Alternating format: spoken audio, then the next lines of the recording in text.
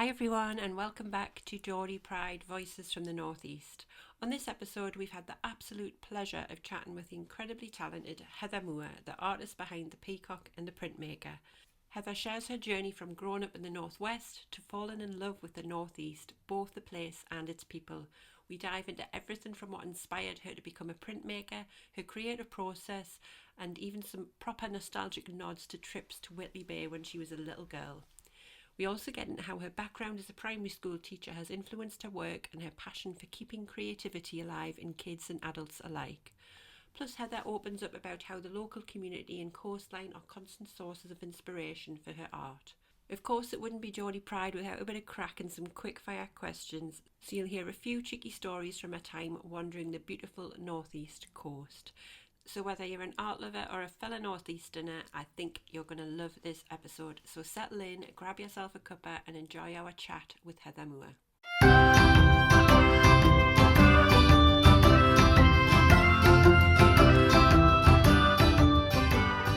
You're listening to Geordie Pride, Voices from the Northeast.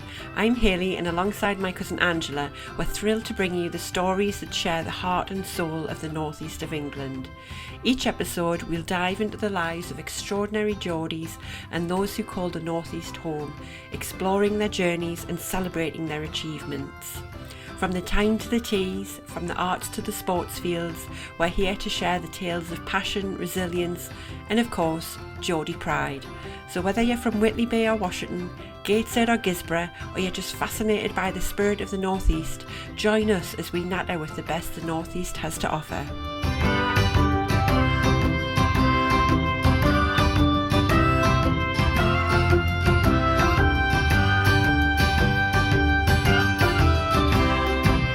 Hi Heather, welcome to the show. Thank you so much for joining us. Do you want to tell us a little bit about yourself, where you're from and your background in the Northeast? Yeah, so I'm Heather Moore from the Peacock and the Printmaker. I'm based in Newcastle and have lived here for 11 years now. Yeah, just about 11 years. And my gramps was originally from Whitley Bay, so I've always had a bit of a tie to the Northeast, but didn't come here until I met my husband 21 years ago. So yeah, and I am a printmaker and feel very privileged to be able to do that job that I love in the place that I absolutely love the most. Oh, fabulous. So whereabouts in the Northeast do you live now? We're in Heaton. We're surrounded by lots and lots of lovely cafes and lots of places to get cake, basically. Yeah. Lots of lovely cafes, isn't there? Yeah, my sister-in-law used to live in Heaton. I used to love going and visit her there. It's such a nice, quirky little place, and it's very unassuming because it's just outside the city, so it's closely connected to everything. But it's just it's got its own little character, hasn't it? Yeah, definitely. I feel like we get the best of everything because, like you say, we're really close to the city centre, but we've got loads of parks around us, and we're not too far away from the coast as well. What more could you want, really? Nice. I'm not too far from you, Heather. I'm Gosforth. Oh, lovely. Not the posh end, though. And you can't put a girl from Asherton in the posh end. Well, true. Yeah, I'm an Asherton girl. I'm born and bred, but I've moved a lot in the Northeast and I've ended up in Gosforth. Not a bad place to be. Or I should be talking like this. I'm just admiring the print that's behind you, Heather. Is it something that you've done? This side. That side. This one. Yes. Yeah, with all the peacock feathers. Yes, that's gorgeous. It's my selfie wall in the studio. When I painted it, I backed up to the wall and drew a little mark where my bum was. And that's where the feathers start from, so that you can stand in front of there. You can stand in front. It's not bum sized, but you can stand in front of it and become a peacock. That's the idea of it anyway. I'm not one for having white walls, so as soon as I moved in, I started splashing colour all over the place. Oh wow, it's gorgeous. If you've got any massive big white space that you need my bum to be on, you can do mine. Yeah, I'm up for it. I'm going to come to Heaton and you can do that for me, Heather. What sort of, is it just like peacocks that you do, or is it like other sort of things that where do you get your inspiration from? So it did, like, my first few prints were all peacocks, and that was before I had even landed on the business name. I've just always really been drawn to peacocks. When we were really little, we used to go to a place called Walton Gardens, because I'm from the northwest, so that was a little place just outside Warrington, quite similar to Jesmond Dean in that it's got a Pet's Corner type space. And I just used to be completely mesmerised by the peacocks, and I still am when we go to Jesmond Dean. I don't know, it just feels like it's a creature that I've always had a connection with. And I would, just the thought of having the complete audacity that a peacock has to like spread your feathers and strut your stuff and just shimmy it at people, just we should all do that, really. Yeah, we should, exactly.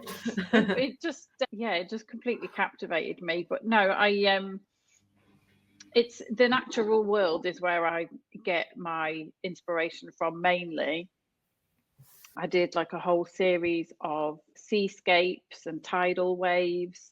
I've done florals, a few landmarks and things, but it tends to be nature and special places. If it's attached to a memory from my past that's really special to me, or it's something to do with, for example, one of the florals that I did was inspired by a holiday we went on to Spain, and we were just surrounded by all these hibiscus flowers of all incredible bright colours. And I did a watercolour sketch while I was away, and that turned into one of my prints. So I try not to pigeonhole myself too much, because you never know where the inspiration is going to come from, but it does tend to be nature, and then anything with bright colours as well. And even if I start from something that's got quite muted colours, I tend to ramp up the saturation and make it brighter, because colours really are a massive part of what I do, and I really latch on to how the colours I use make me feel, and how I can get that kind of joy that I'm feeling and passion I'm feeling across through the colour palettes that I use.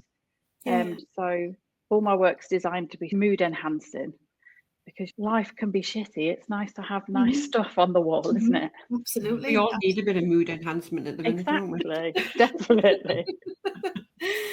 No names mentioned. So Heather, did you just discover that you could draw when you were younger and just evolve from that, or was it just something that you've done of late? Or no, I remember being in year 4, and we had a teacher called Mr. Biggin, who funnily enough went on to be the mayor of Warrington. But when I was little, he was my teacher, and he was just so passionate about the arts in general. Like, we would be singing every day, we would be making something every day. Like, it just was a completely inspiring place to be. And my earliest sort of experience of realizing that I had any sort of skill with art was when he put out a set of plants for us, just left them out on the table with some pencils and various different things, paper and paints and things like that, and just left it there for us to go and play, really, and experiment. And once I'd finished this drawing, which I didn't really think anything of it, he just was going wild about how amazing this picture was. And then he brought my parents in, and I was like, oh my God, what have I done? Why are my parents in school? And they were like, oh wow, it's so good. And they actually framed it and put it on the wall at home. And that was the point when I thought, oh, I might actually be quite good at this. And then it just became something that I loved to do, like drawing, crafting of any sort, painting, sewing. Anything remotely creative I could get I was never an outdoorsy girl. Let's put it that way. I was inside where it was warm and dry and where I could create things. And then even when I went on to university to do teaching, art was my specialism. And when I actually became a teacher, I was really passionate about how art was taught and led a lot of staff training. Yeah, and it's after I had my daughter, so for about 10 years, when we moved down south, we didn't really have much space in our flat. And the career took over and I lost track of anything remotely creative. And then when we came up north and I had my daughter, I thought, you know what, something's missing. And we went to Ousburn Open Studios and I was like, oh, the smell of the art materials immediately took me back to A-level art studios. And I just thought, this is it. This is what I've been missing. And it just became a bit of a hobby again for me to have a bit of me time after being mum all day. But then people started asking me if they could buy stuff. And I was like, yeah, I'm not going to say no if you want to pay for it. Yeah, yes, and please. Yeah, exactly. Oh, I think that's amazing. So you've always been a creative person then? Yeah, definitely. My mum and dad are both pretty creative. My mum's always been into like sewing and knitting and things like that, crafts. And my dad has always, he's an engineer, but he builds boats and planes and things in the garage. And in the last couple of years, he's been making like water features out of old copper pipes and stuff. And it's really amazing to see him becoming more artistic as well. I've often wondered about this because when I was younger, I used to be very creative, and then I feel, and it's interesting to get both your perspective on this actually, but when I went to school, I felt like once I got into secondary school, so and where I was at school in the Northeast, we had a 3-tier system. Yeah. So I think probably by the time I got into middle school, I felt like the creativity was beat out of me a little bit. Yeah, I had like art lessons maybe once a week or something like that, but I felt like it got all taken out of the curriculum and it was all like fact-based and all that. And I went very science heavy, very maths heavy. Yeah. Didn't really lean into my creativity at all because I wasn't really an outlet for it at school. And then when I got a job when I was 21 after university because I was very science driven at that point. And that job was working with fragrances. And I got reintroduced to the creative side of it again. And I was like, I love this. And I felt like I could play with it more. I just feel like, I don't know whether it is the way we're taught in schools in the UK or what, but I don't feel like creativity is really kind of lent into very much. No, I think when I was at primary school, it was like the teachers I had were just really creative people. So I think we were really lucky in that regard. And then we got to high school and it becomes all about academia and grades, and you need to satisfy this criteria to achieve this. And even in the art rooms, like, don't get me wrong, I love to do my GCSE art, but it was very prescriptive. It was for this project, we are making this out of this, inspired by this person. And there wasn't really much wriggle room. When I got to A-level, my A-level tutor was completely different. She was absolutely she was like mad scientist meets art teacher. She was incredible. Bev Coleclough, like a total whirlwind of a woman. And she really challenged us all to do things completely differently, which was such a complete gear change. But I do feel like earlier on in school, and that one of the reasons I left teaching, I was a primary teacher. One of the reasons I left teaching was because it was really upsetting to see something that I was so passionate about being squeezed out of the curriculum more.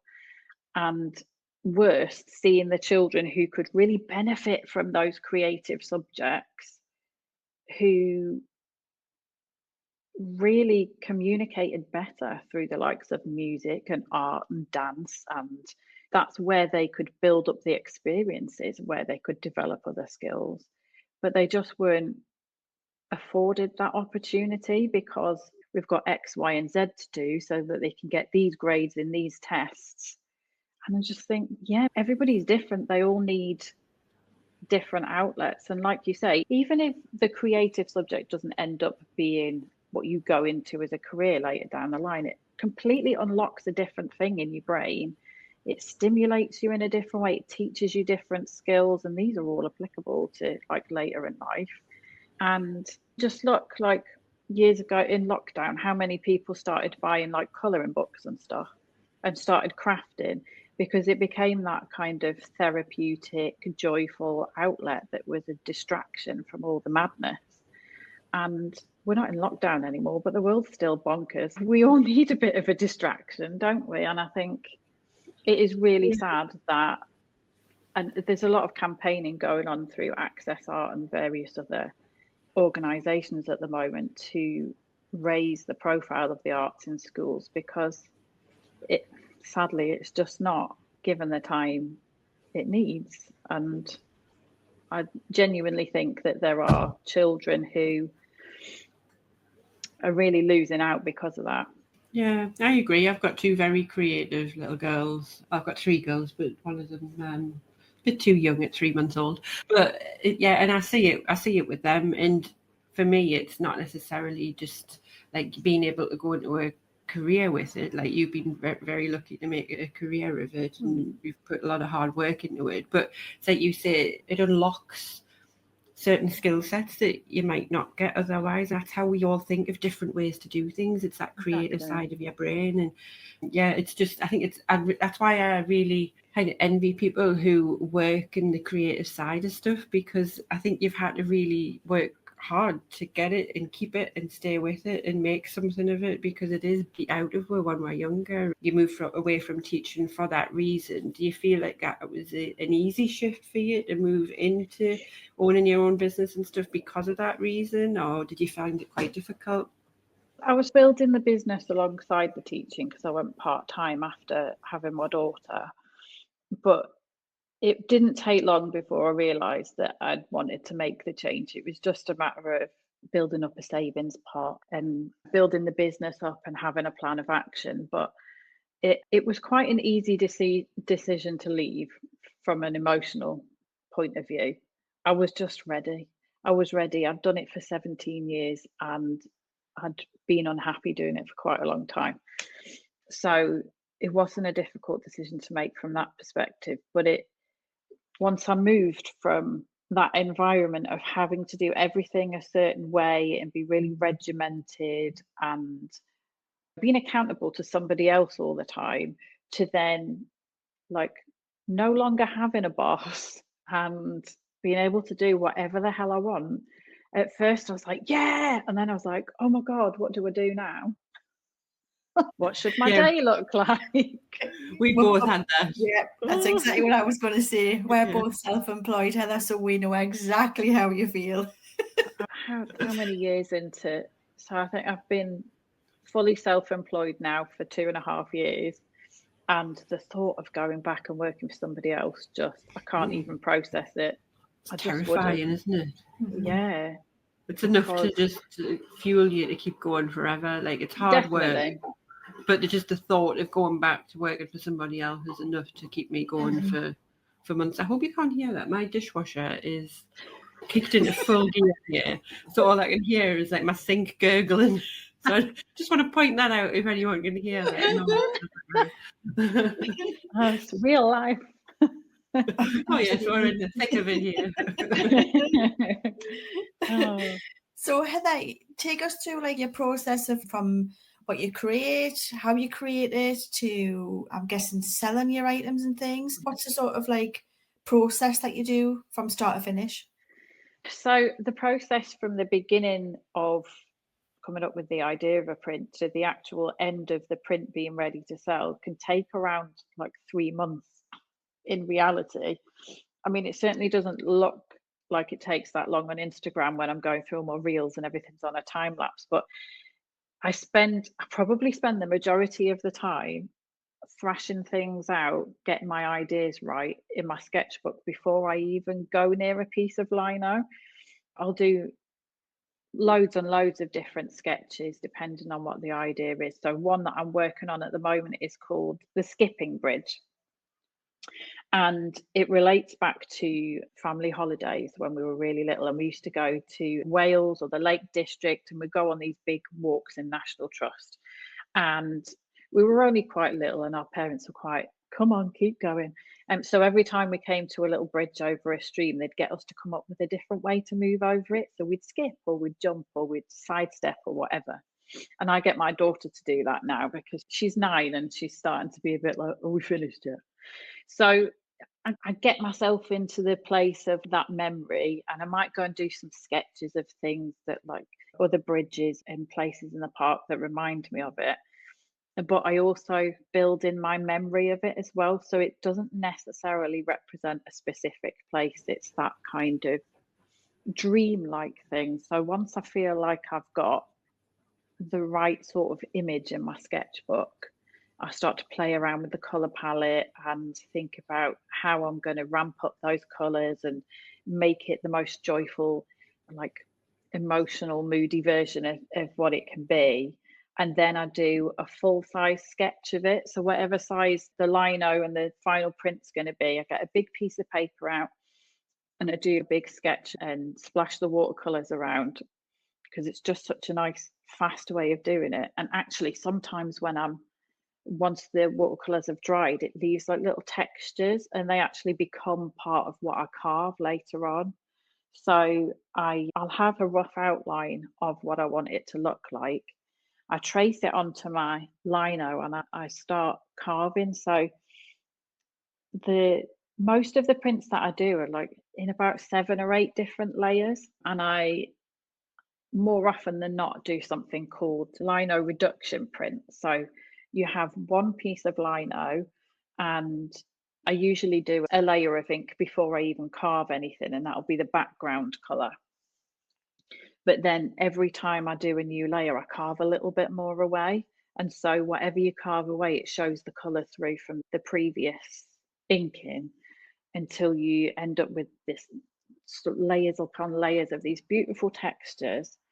And then you have to tap into something that I'm not very good at, which is being patient and waiting for it to dry. And I'm like, want to share it with the world. But in the meantime, I'm like taking photographs and putting together loads of content ready for sharing it. And then it comes to signing it and framing it. And that's a really special moment the first time you see it framed. It is really that cherry on the top. It's that finishing touch, and it makes it like, just finishes it off really, and it makes you able to really imagine it in somebody's home, and it's forever home after that. And then comes the hard bit of the marketing, really. It's the worst part, isn't it? It's not the bit I got into the business for, let's put it that way. I'm getting better at it, but yeah, and all the website stuff. But yeah, the fun bit is the making. It sounds so therapeutic as well. Like, I can imagine like just sitting carving away and doing that. I would just get lost in it. It sounds fascinating. That's one of the reasons why I love running the workshops as well, because, and to be honest, most of the people that come have got really stressful jobs. So they're like nurses, doctors, I have social workers. I had a firefighter come once on like the one day she could get off, because it is like the actual carving stage is so therapeutic, because you have to be so zoned into it, because once you've carved something, you can't put it back. So it's that kind of, you trust in your design, you are taking your time with it, and it really slows you down. Your heart rate slows down, your brain really focuses, and it's one of the reasons I loved it so much as a hobby in the first place, is because I didn't think about being a mom. I didn't think about teaching and the stacks of work that I had to do, because I was just so focused on this thing. Everything else just melted into the background. So yeah, the carving is my really calm time. But when I get the inks out, I go a little bit bonkers. So the music gets really loud, which I'm sure my neighbours love. Party time. The music, yeah, it's party time. It's time to splash the joy on the artwork, basically. Yeah, absolutely love mixing colours, doing all the inking. That's when you peel it back for the first time and you realise what it is. Has it worked, basically? Because it's really a matter of, obviously there's a lot of skill involved, but there's a lot of trust involved as well, that what you've imagined is going to work, especially when you're layering it up and you've got 8 layers to go. And like sometimes, like when I was doing that I made a print at the end of last year called Conker Hunt, and there was one layer where I put on quite a lot of brown, and brown is not a colour that I use very much. I always do in a forest. Brown was necessary. And I looked at it and I thought, oh my God, I hate it. I absolutely hate it. I was like, no, I'm going to finish it. And once the next layer went on and there was a load of metallics and I started bringing in the other colours, I was like, oh, no, it's good. It's good. Because actually, when you look at it, most of the tree trunks are coppers, and there's just like really thin lines of brown for the textures. So actually, it's just an undertone. So I just have to keep reminding myself sometimes to trust the process, which I tell people in workshops, you've got to trust the process. Just got to wait and see how it comes out and play with it. Yeah, but it's if I'm having a rough day and I sit down with my sketchbook or my carving or the inks, it is really, like you say, it's really therapeutic. It takes me back to the reason why I started doing this in the first place. I mean, admin is a reasonable portion of what I do as my job, but sometimes you can get really caught up in that and you have to take yourself aside and say, you know what, yes, I do that admin, but this is what it's all about and this is where the passion's at, and you have to reignite that and just be like, oh, everything's fine again. Everything's right in the world. Everything's right in the world when I'm making it. It feels quite surreal that I didn't create any artwork for so long, because I now can't really imagine not making anything. It's such a massive part of me, such a big part of my personality. Yeah. But you know what? It's one of those things that maybe you didn't do it way back when because your creative side was took away from you for whatever reason, and now is the time that you need to do it. There's always a reason for when you do things in life, isn't there?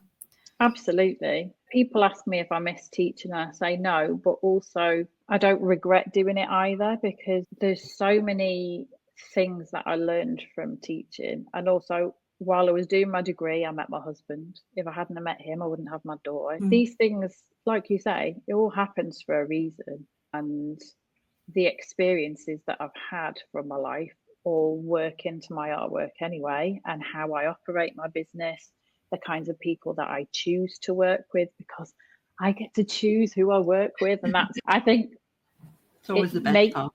Definitely. And having worked perhaps with some people in the past who I would choose not to work with again, that makes you all the more it makes you all the more grateful, doesn't it, that you actually have complete control over what it is you do in your business. It's a magical thing. So when it comes to selling your paintings and your artwork, Heather, have you got like specific client base, or do you do commission pieces and things like that? It's a mixture. Like, I have the website, the Peacock and the Printmaker.com, and that's where anybody can go and view my work and purchase it.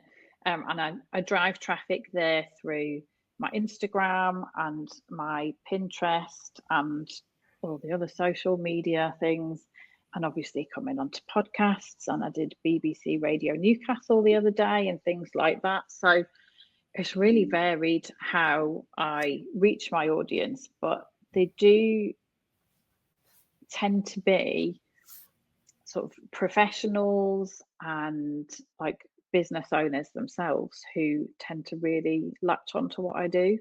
Like I say, there's a lot of people in high stress jobs that come to me for the workshops, because it's a different way of winding down other than just going out for a drink or whatever. It's a more social kind of creative experience. But yeah, it does seem to be a different set of people that come to my workshops compared to the ones that want to buy the artwork, which surprised me at first. But then I guess it's just different ways of experiencing the art, isn't it? I'm in a few galleries as well, and I'm a member at Northern Print in the Eusbourne Valley, so I do projects with them. So once a year they put together a theme, and all the printmakers that are part of the organisation get to come together and respond to whatever the theme is for the exhibition and create brand new work, and then we exhibit it all together, and it's really fascinating to see. And then we do open studios as well, which as we record, the studio is all ready to go for this weekend.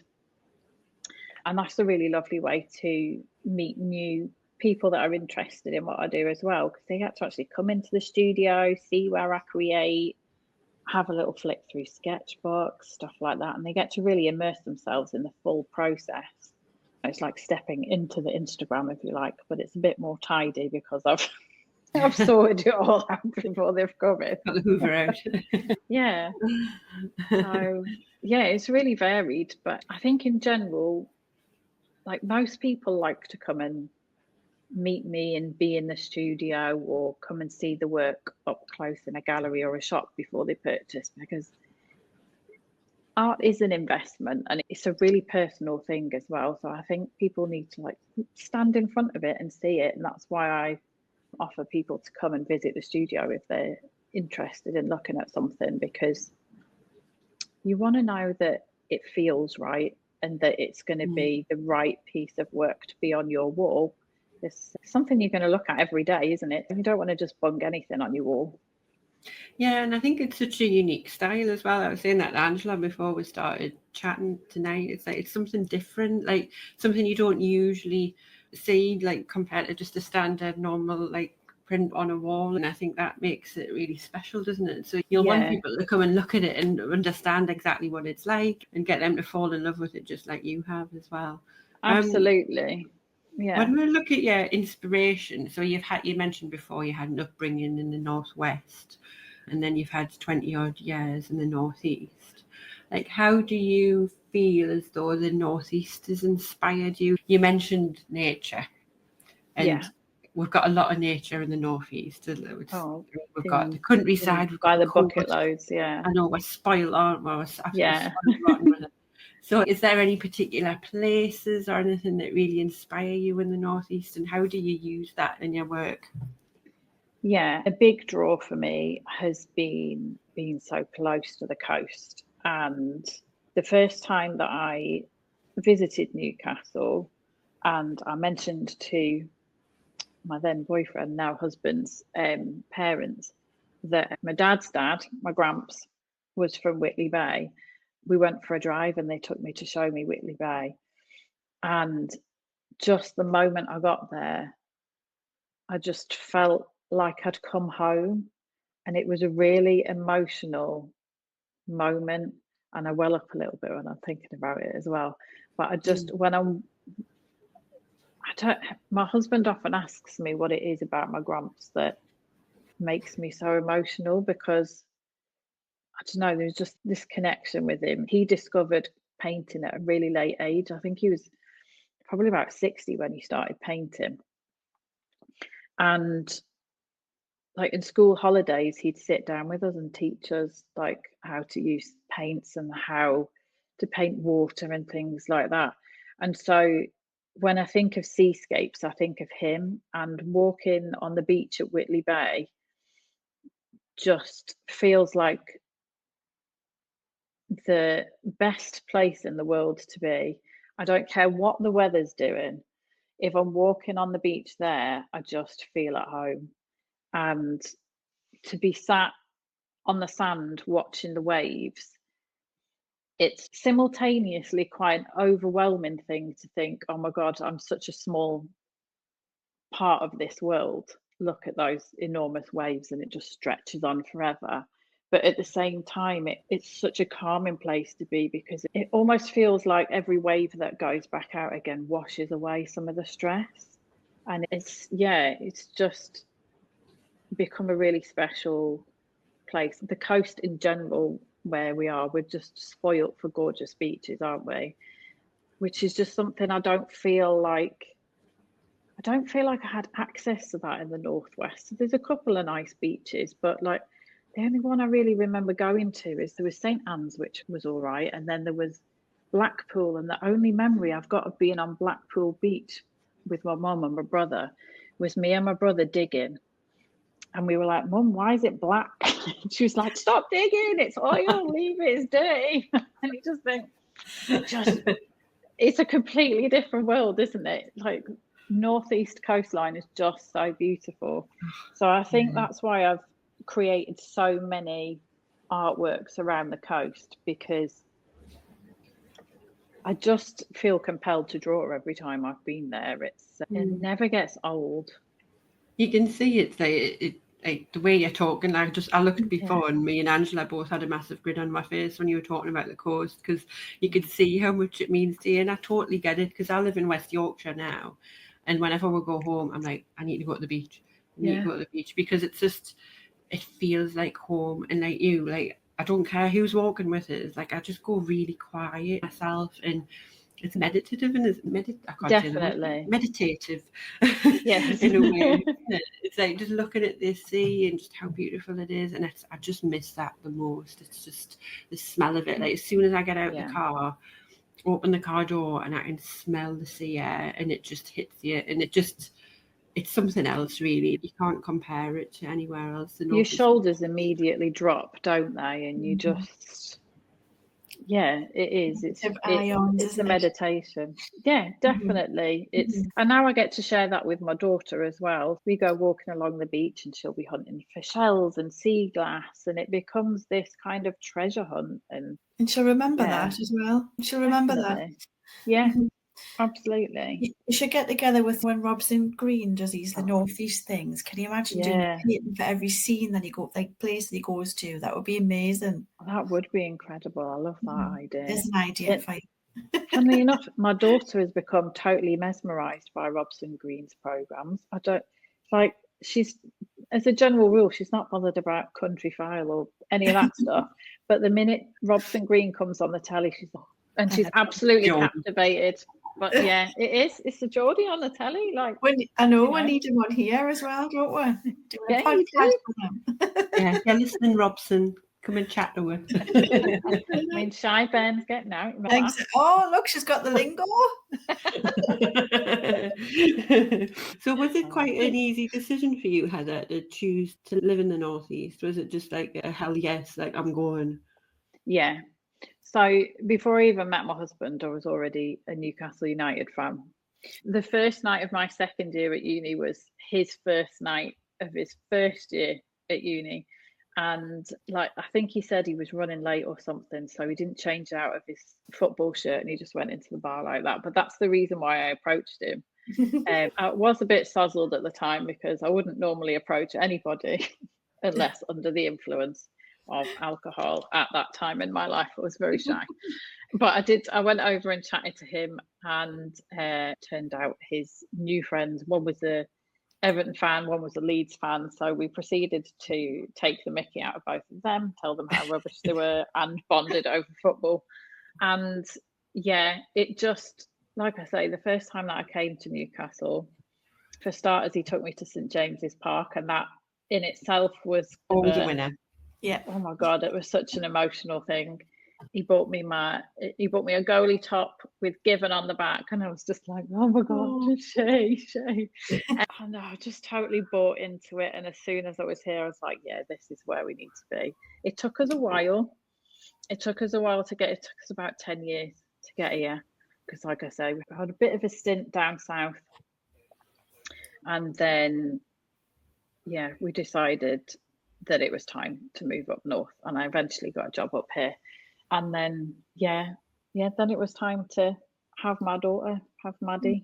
Just completely changed our life as well. And to listen to her, you would not know she was a Geordie. Like, where's your accent? Oh, she's not got a Geordie accent. No, it's so disappointing. Oh, man. Well, my two daughters lost their Geordie accent. But it's absolutely good. And I keep trying to teach them Geordie words, and they're just not very good at it, if I'm honest. My husband keeps telling me that once she goes to high school, she'll develop more of an accent. She'll be tagging like this. I think she probably will. Some of her friends are quite posh, and so are her cousins. To be fair, her cousins are pretty posh. So, I think that's part of the reason why she hasn't really developed much of an accent. But there's still time. She's only 9. She'll get there. She'll get there. It was the same when I first met my husband's friends, and I was like, "Ooh, I'm going to meet all the Geordies." Oh my God, they were just so posh. I was like, "What the hell?" Oh. So you need to find a new circle, Heather. Nice. I'm with me and Angela. Don't worry, I have diversified my collection of Geordie friends. It's fine. But yeah, I thought, come on. What would you say is like the biggest difference between the Northwest and the Northeast? It just feels like a totally different community. Or a friendly bunch, aren't we? Yeah, there's a reason why they always choose Geordies on the telly to do the voiceovers, isn't it? Because it is just really engaging and friendly, and yeah, it's just you go for walks and everyone says hello to each other. Your neighbours talk to each other. I was like, oh. When we lived down south, we once said hello to our next door neighbour, and she ran away and locked her door. I was like, what? That probably traumatised that poor lady. I know. Just don't do it. It's just not done down south. It's funny you say that though, because you were talking about you saw your husband in a Newcastle shirt and you approached him and started chatting to him. And that got me thinking, it's like, it is one of those things, like, do you know when you go on holiday and you're out and about and you see someone in a Newcastle top, you can get right good banter with them. You can just go and have a chat with them. You can go and sit next to them in the bar and you'll just have a really fun night with them. I've never met someone on holiday that's a Geordie and you just don't connect with them immediately. It's just one of those things. I think it's just, you don't, I don't know if it's different if you're not connected to the Northeast. It's just little things like we'd go out for a curry and just get chatting to other people that were in the restaurant, or you just be out and about and people are dead friendly. And it's friendly enough in the Northwest, but it's very different down south. Yeah, I mean, we made a lot of friends down south and all beautiful people, and then they come to visit you up here and they're like, oh my God, everyone's so friendly. And we're like, you can just go home and be like this. Just go home and talk to people. The biology isn't different. It's people just say hi. It is bizarre though. I wonder what do we think it is? What is it that stops? I don't know.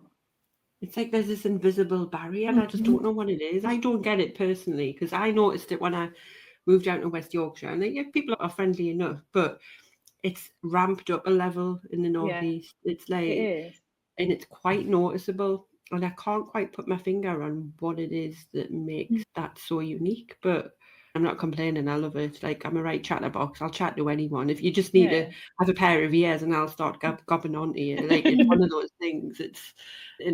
It's just my upbringing, and I don't know. It's special. I think it's unique to the Northeast. Yeah, I think there's a real sort of unity about it, particularly Newcastle as a city, which obviously is where I spend most of my time. Just thinking about what's happened recently with winning the cup and stuff, when you walk around the city and like the council have put up all these amazing banners about the pride of Newcastle and getting behind everybody, and it just like all these events that happen just bring everybody together and everyone just like celebrates as one. And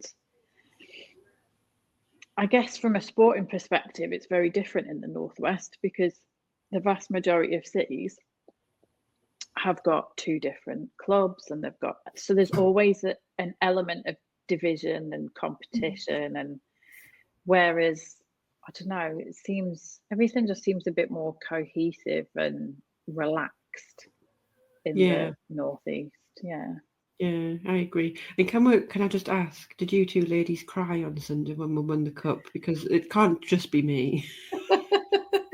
I didn't cry, but I was very relieved. I was pleased, but I didn't cry. I'm actually at St James's on Sunday watching the women play, so I'm excited about that.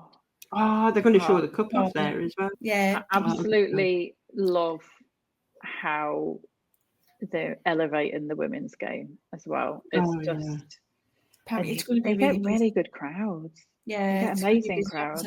Yeah. So no, looking forward to that. So we've got the girls going, my girl and my partner's little girl. So inspiration for them. Yeah, it is. It's a really lovely thing. Like, My daughter's sort of quite hit and miss with football. She loves Murphy because 23 is her number. So if he's done anything in the game, she wants to know. Otherwise, she's, Daddy, you're being too loud. Unless it's Murphy. Unless it's Murphy. I love him too. She's right in the room and she's, let me see. But I think even though she's not, and I think she will become more into it. I don't think she'll really have a choice, to be honest. But I think seeing how highly valued the women's team are is really incredible for her, because let's face it, when we were younger, I don't remember seeing any women playing football. I remember thinking it was quite weird that we had a girls' football team at primary school, which I joined and was god awful, but really enjoyed it. It was just not good. But I remember being in goal, getting balls fired at my head, and it was the worst point of my life. It was horrible. I just stood there, just getting things fired at my face, and I just remember crying. It was horrible. I'm not cut out for football. It's traumatic. It's triggering. Yeah, I'm not particularly sporty, but I think I enjoy watching it, and it's so easy to get whipped off, isn't it? Yeah.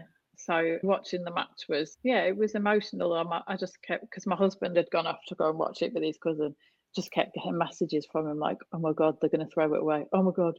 Oh, look, VAR. Oh. And I was like, keep the faith. I thought he was going to have an aneurysm. I was like, keep the faith. It's going to be fine. I had that with my husband because we were sitting watching it as a family, and as I mentioned, I've got a 3-month-old baby, and so my husband was holding her, and I was like, "Give her to me, because if it's score, you're going to throw her in the air." I was like, I can't cope with it. So yeah, I just I was getting stressed, and then if he was getting stressed, I would take her and we'd just keep swapping. And then it got to the point where I was like, Annabelle, like my oldest daughter, she's 13. I was like, Annabelle, you're going to have to hold her because me and your dad are like, we can't cope here.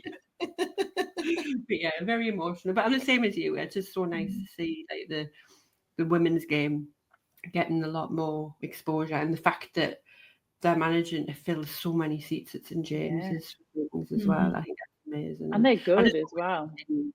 Yeah, exactly. They've got so much potential. I mean, they don't have the spending issues like the men's do, but so yeah, let's just hope it continues to grow. And yeah, I think it's an inspiration for our little girls, that's for sure. So Heather, is there any exciting projects or plans that you've got coming up for the Peacock and the Printmaker? Any workshops or anything you'd like to tell us about?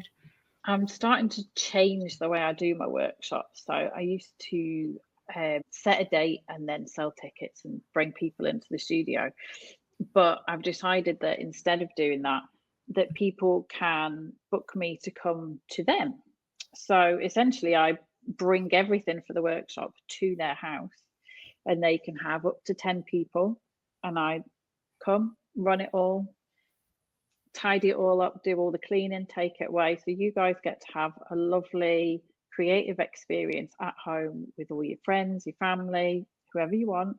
And then you want to carry on the night and have a lovely drink afterwards, I will leave you to it, and I will take all the mess away. But yeah, so you get to pick from one of 3 themes, or we can put together a bespoke theme, or it's really good for hen do's and things like that, because not everybody wants to do the boozy night out or the spa weekend or whatever. Some people are looking for something a bit different. So I do either inspirational landscapes, colourful florals, or patterns on fabric where you can make your own tote bag that you can use all the time. Yeah. Yeah. And then quite fancy that yourself. Yeah, it's a really lovely night. It's a couple of hours, and it just gives you that creative headspace, that time to relax, but also the time to actually properly bond with each other and connect with each other and make some lovely new memories. And if it's something like a baby shower or a hen do, then I encourage people to, of all the prints that you've made, give one to said hen or mum to be, and they can start to put together like a little gallery wall of their memory of that time that's with you, and it's just a bit different, isn't it? And then just putting together new work and working on the many projects that I've got churning around my brain.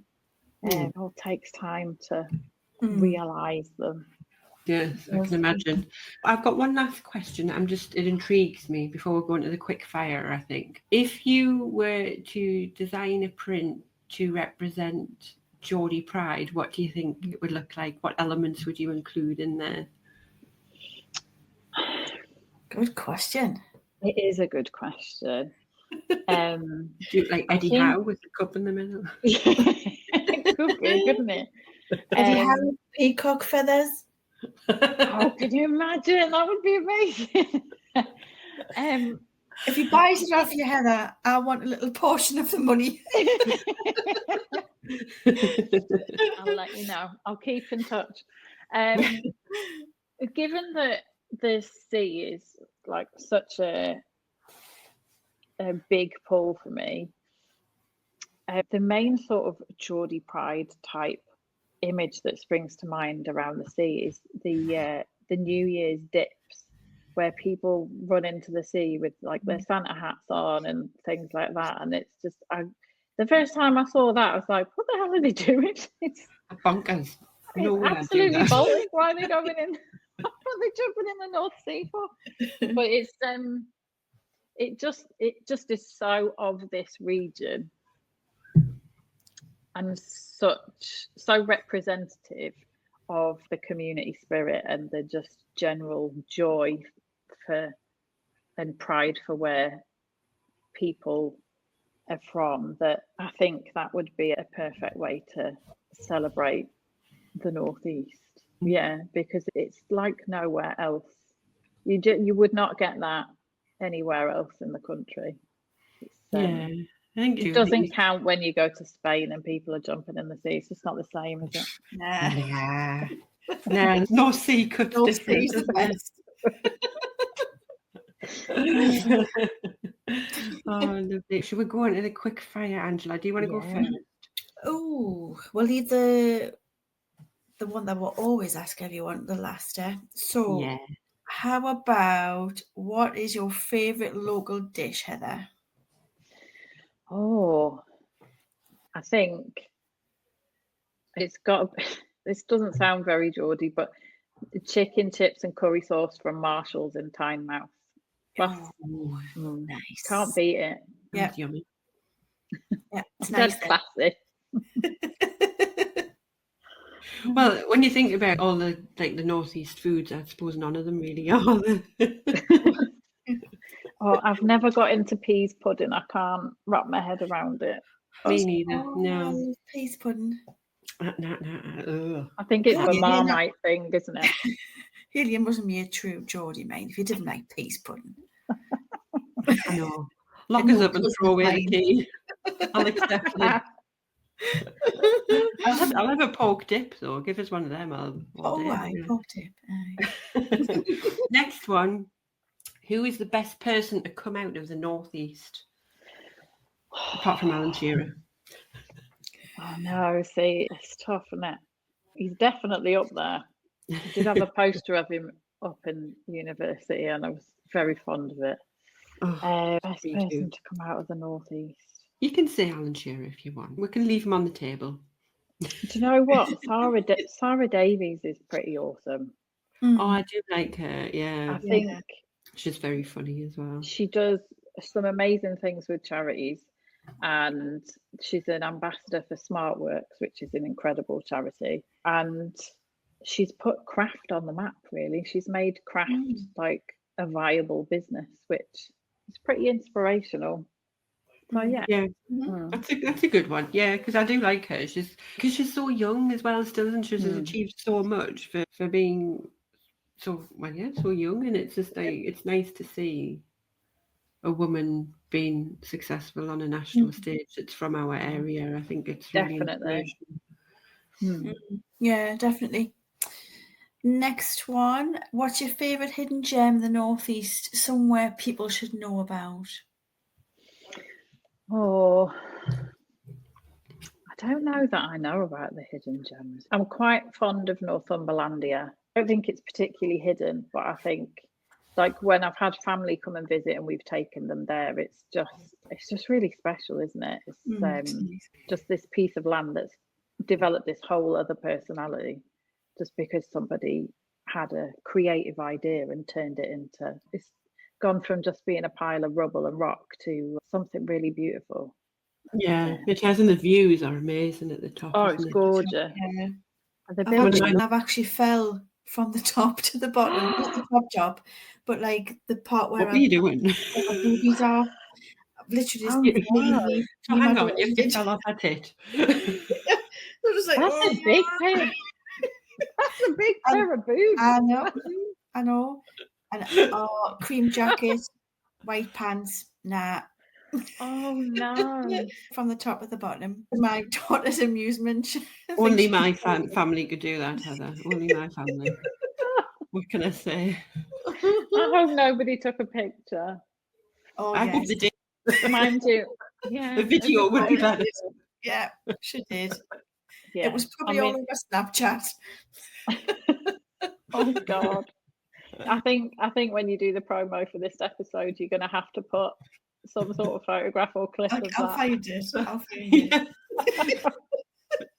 I could do that. Right.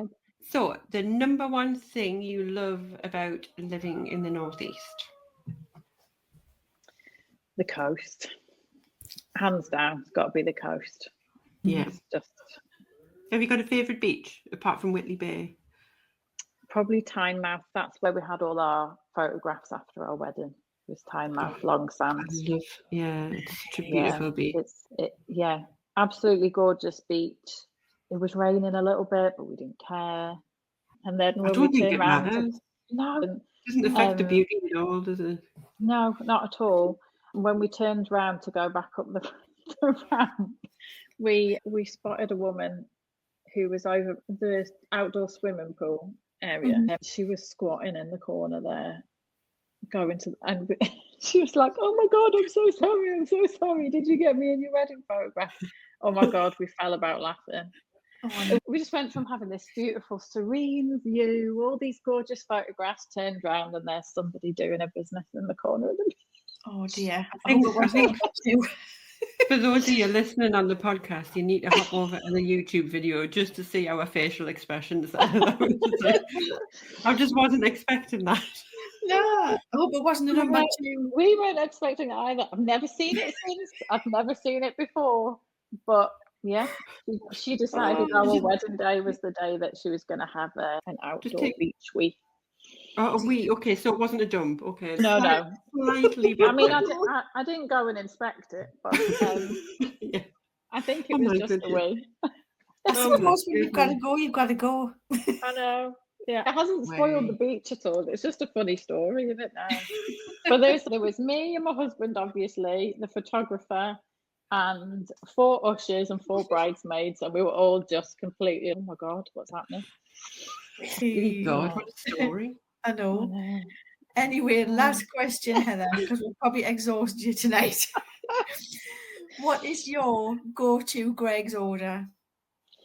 Oh, see, so I'm lactose intolerant, which makes me very sad when I go to Greg's. Oh, so I have a vegan sausage roll, but before I was lactose intolerant, I always used to go for a chicken bake. Just love the creamy sauce. I do miss them. It's my go-to. Yeah. A chicken bake. Yeah, that's my favourite. Yeah. Can't be. It used to be like we were having this conversation the other day. It used to be a cheese pasty. I used to love them. They're not the same anymore. So chicken bake, number one. Potato. Mm-hmm. If I'm very hungry, then I'll have a steak bake to go with it as well. But now I have to have the vegan ones, so it's not as much fun. But yeah, I know. Although to be fair, I've heard good things about the vegan ones. So. Oh, they're decent. But they just look it's no chicken slice. Yeah, because they can't put egg wash on it or anything. So there's not really any colour on it, but it still tastes nice. Yeah. Oh, maybe I'll try one. Be brave one day. I'd be like, can you just put a bit of egg wash on the top, please, before you cook it? Yeah. Like, And at Christmas Completely you can defeat go the in. point. Yeah. Oh, doesn't matter. But I really confuse people when I go out for dinners and I'm like, I'll have the vegan what's it, but can you put some chicken on it? Like, what? But at Christmas, my husband will jump in and get me like a pot of pigs in blankets. I love it when they do the pigs in blankets at Christmas. Nice. Yeah, nice and crispy. Really You should good. do that all year round, really. I should, shouldn't I? I know. Yeah. Right. Well, I think we've kept you long enough, Heather. I do apologise, but we've had a lovely chat. That's all right. Yeah, I enjoyed it. If anyone wants to follow you on socials, where's the best place to find you? I'm most active on Instagram at the Peacock and the Printmaker. Super. I'm the same on Facebook, and just if you type that in, you'll find me. Yeah, and we can look out for those workshops you mentioned as well. So Yes. That's fantastic. Yeah. Brilliant. I look forward to seeing all about them. So thank you so much for taking the time out of your evening to chat to us. We've had a lovely time. And yeah, everyone follow Heather and look out for those workshops and join in and get those relaxation levels down with a bit of printing. Absolutely. Yeah. Lovely. Thank you so much. Thanks. Thanks, Heather. Bye.